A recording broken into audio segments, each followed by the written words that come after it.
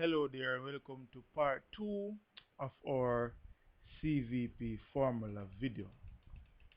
I hope and trust that you will be watching and watch keenly, watch carefully, and listen and follow because by the time we resume face to face contact, we would have any time to go back through this again. So please look and listen. Alright? Now, this is a topic, this is a section that might appear in the exam. In the follow up video, I'll be going through our worksheet, a sample question as to what might come on the exam. Alright? Look at this now carefully. The CVP, say what about a new investment? The CVP equation has been used so far to illustrate how historically information from accounting records can be used to make decisions about the future. CVP analysis is equally valid when we have no past accounting information to help us. In such a case, the fixed and variable costs have to be estimated in the best possible way.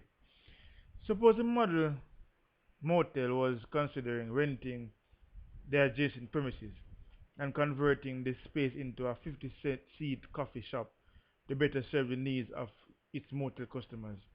The owner of the motel and the accountant have developed the cost projections shown in Exhibit 8.6 below. With this information, we can answer the question: what must the minimum sales be to earn the return on investment desired?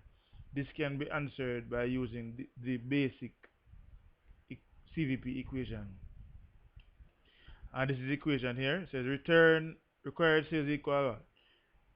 Fixed expenses plus what? Return on investment or profit.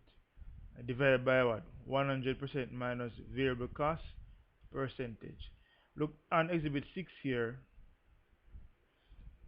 Currently, we have a total available operating cost as a percentage of sales revenue as what? 55%. Alright? Good? That's to note. The return on investment required is what? 15% on initial investment of 201,000, which is give you what? $30,150. So we are using this information. We are going to use this information up top. Alright? So the fixed expenses in this case is how much, by the way? 85,600, right? Plus the return on investment is how much? 30,150, which is 15% of what? Initial investment, of which is $201,000. Add up those, then you go notice subtract the variable cost percentage from what? From the 100%, and you divide it, and you get 257,222.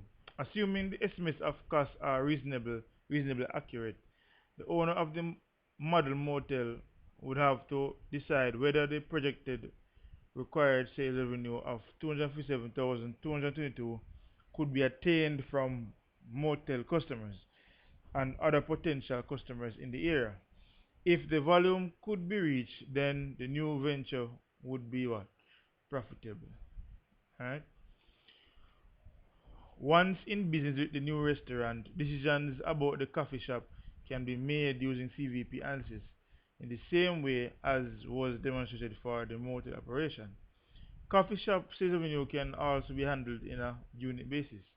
In this case, the unit is the customer, and average check is the measure of the amount of sale per unit or customer. For example, at a sales level of 257,222 and an average check of $13,030, the number of customers in units would be equal to 19,340. In this case, average check represent what? Selling price per unit. Remember that. So in this case, the unit is the customer, and the average check is the what? Measure of the amount of sale price per unit. So the $13.30 is the same thing as the what? Selling price per unit in our original situation.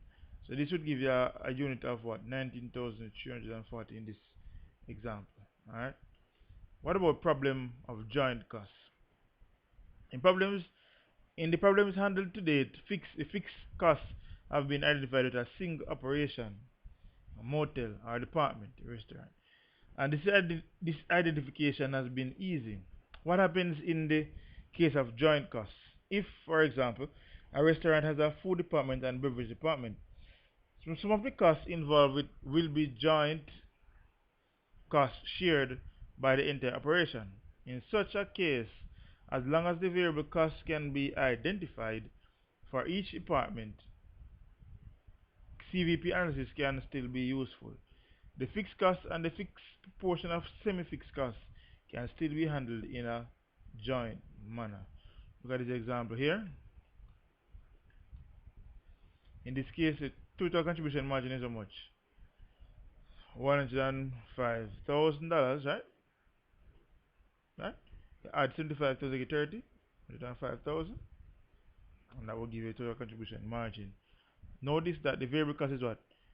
50% of sales revenue, and for the beverage is 40% of what? Sales revenue. Alright. Let us consider the large restaurant in exhibit 8.7, because each of the two departments has a different percentage of variable costs, and therefore a different percentage of contribution margin. A given revenue increase for one department will affect the profit in a way different from the same given sales revenue increase in the other department. Consider 15,000 sales increase in each of the two departments. Assuming no change in fixed costs, the effect on profit will be as follows. So you have 15,000 increase in sales, 15,000. 50% of that will give an increase in profit of what? 7,500. Alright, remember say same 50%, right? For each 50% for one and 40% for the other. Alright. If a revenue increases is if a revenue increase is desired, it is likely to come from both departments, not just one. Therefore, this is a problem of revenue mix. The problem does not, however, prevent us from using our CVP analysis. Last few words for this session is that let us suppose the restaurant wanted a $5,000 increase in operating income with a change in the fixed costs or in the variable cost percentages. Under these circumstances, there are three ways to obtain the extra profit: an increase in food revenue only, an increase in beverage revenue only. What is more likely to happen in practice? A combined increase in food and beverage revenue. Look at them individually now, right? In the case of the increase in food revenue only, the solution is arrived at with the CVP equation. Required food sales revenue equal operating income increase 100% minus what? Variable 4% of to food revenue, which you saw at the top before. You can download. You should have downloaded the document as I uploaded to Moodle, so you can look at it while I'm going through, if you don't mind. So you have realized that the percentage here, the variable food percentage of to food revenue is this 50%, right? Remember,